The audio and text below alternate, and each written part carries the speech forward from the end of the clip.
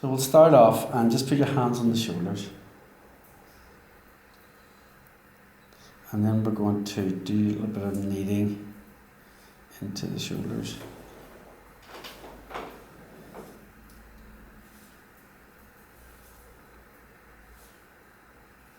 Like this.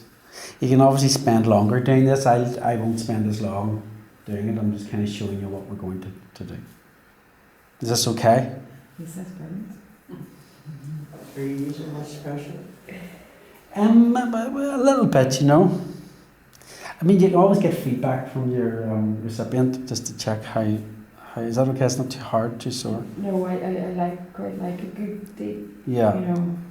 Okay, so we'll do that, and then what we'll do is we will just we'll locate the centre of the spine here, and on each side, I'll use this side first of all. So I'll put this hand on the shoulder, and with this thumb, I'm just going to you breathe in, please, and breathe out. And as you breathe out, I'll just gently press in and breathe in, and then breathe out. So what I'm doing is I'm just off the centre of the spine here. This is the bladder meridian, what they call the bladder meridian. So this would be very useful for the upper part of the back. Is very useful for the lungs and the heart. So I'm just going to do maybe one more point down the back, without having to take my fingers off the shoulders. That kind of stabilise. Pardon? You're doing one side at a time. I'm going to do one side at a time. Yeah, and I'll do the other side. I'll do the other side now. Are there very specific points, are there? It wouldn't be too. There are very specific points along these points, or along the this part of the bladder meridian. But I wouldn't be too worried just about that at the moment. So this generally for these upper parts upper points are for the lungs and the heart.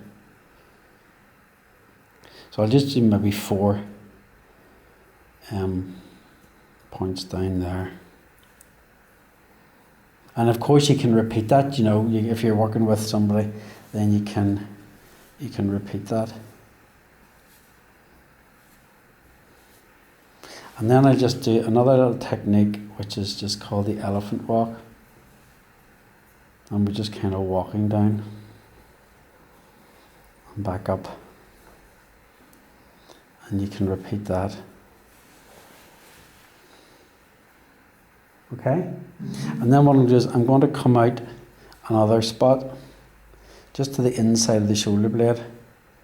This is a great area to work. I'm going to do the same thing. I'm going to press in. Are you doing that on both sides? No, I'm just holding here. Yeah. If I do it on both sides, I kind of, you end up kind of pushing the person forward. This gives you a little bit of stability here. And this is, you often get tension in this area of the shoulder blade. I'll do it on the other side now. So if you'll feel the inner edge of the shoulder blade just here. And there's the centre of our spine there. So the first line I was doing was just off the centre of the spine. And the second line I'm doing, you see the difference there between the two? Yeah. So there's the first line and there's the second line. Mm-hmm. This is just on the inside of the shoulder blade. And it's an area that can get very tight. And you try to kind of use your own breath and your own body weight just to lean into it. The thing about Shiatsu is you try not to use, it's not so much pressure, although the name suggests pressure, it's more like just using your own leaning in. So that's that line there and that line there. And then I can come back and just do another little bit of kneading. And then we're going to do a little stretch. So what I'm going to do now, which is a great stretch for this part to open this and release it, I'm going to ask you to bring your arms up just behind your head and lock your hands together just behind your head. And I'm just going to turn my body slightly sideways. And I'm going to stretch your arms back. So if you breathe in first, and breathe out. Is that okay? It's not. No. Breathe in. Breathe out. I'm going to do this 6 times all together. The first 3 times I'm going to release on the out breath, or the in breath rather, stretch on the out breath. And then I'm going to hold it, breathe in. For the next 3, I'm just going to hold. 2, 2 more.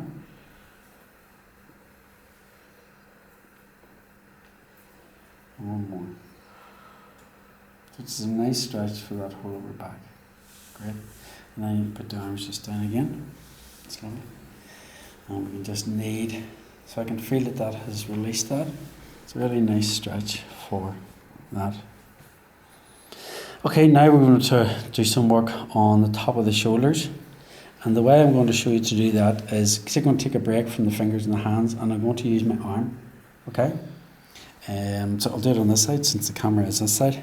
Now the space between here and here, so we want to start in fairly close to the neck. Okay? And depending on sort of the size of the person's shoulders and the size of your arm, depends how many spaces you will get. Like my arm kind of just fits in there. There's not much space to go. But we're going to do it on the out breath again. So breathing in, breathing out. I'm just leaning down. This is great for releasing the shoulders. You just pressing down. I'm just trying to lean in rather than, I'm not kind of pressing, I'm just trying to breathing out. Just use my body weight as much as I can. It feels softer. It's more like a leaning in. You know, the body reacts better. If you press and it's too hard, then the body just reacts, resists. I'll just do that 3 times there, and then I'll go and I'll do it on the other side. Breathing in and breathing out. Breathing in, breathing out. Breathing in and breathing out. Is that okay? That's good. And I can just do another little thing I can do then is I just go to for this top of the shoulders. I'm just going to kind of squeeze it and hold it, and then just do a very gentle kind of rocking movement forward and back. Is that okay? So that's just kind of lifting and squeezing and just rocking forward and back like that. I find that's a great way to release the shoulders, that kind of squeezing thing, even if you just do kind of squeeze and hold it for a few moments and then let go. It's a nice way to do that. And then if you want to add that little kind of rocking, it's kind of a slow movement. Anyway, we'll do it when we come to it. Okay, we'll move on and we'll do a little bit of work on the neck. So what I'm going to do is fingers around one side of the neck, thumbs around the other, and I'm just going to do like a backward massagey movement here. I'm starting kind of close to the top of the neck, just under the skull. Both sides at the same time? Yeah, so the thumb's doing it on this side and the fingers are doing it on the other side. And then I'm going to come down into the lower part of the neck. That's still okay? And of course I can go back up and repeat that. So kind of dividing the neck into 3. Top, middle, and lower. And then what we're going to do now is we're going to press in under the skull. And it's a bit hard to see here, but we're going to start, the mastoid bone behind your ear. Yeah. So there's a point just slightly down from it. You just kind of come down and in a little bit with a point just in there. It's called gallbladder 12. And this is great for relieving headaches and tension in the neck. And then I'm going to come across to a point about halfway across under the skull.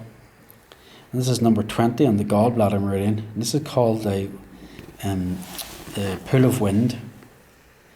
And this is great for releasing kind of congestion. Is that on the other side? No, this is also my thumb on this side.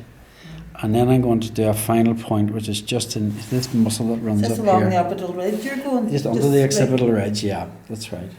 So I'm kind of doing 3 points. One just at the behind the mastoid, one about halfway across, pool of wind, and then this point here is called celestial pillar, and that's at the top. Those big muscles that run up there, just there, the base of the skull, with the top of the muscle.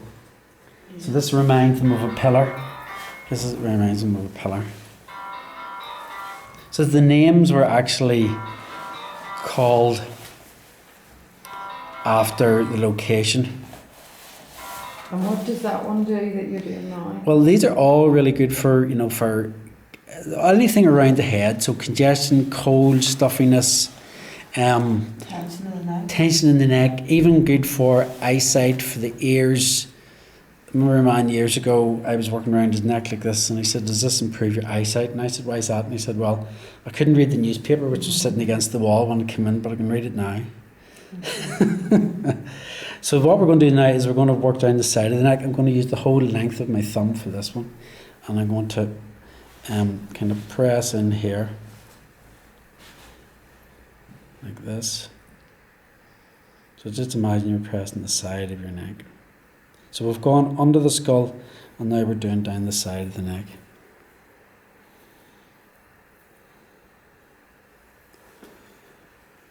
Just into there. Okay? And then I will go around and I will do all of that on the other side. Yeah? And I'll just finish off, then I'll come round down to the middle again, and I'll just finish off with a little bit on the head. I'm sure you're all used to doing this kind of thing. Just little circles.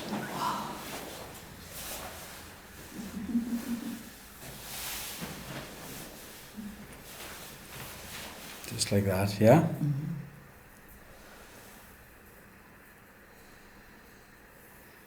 There's lots more you could do, but this is, this isn't, for the time we have, this is good enough. And just hold there. And just sweep down and off. Okay? Yeah.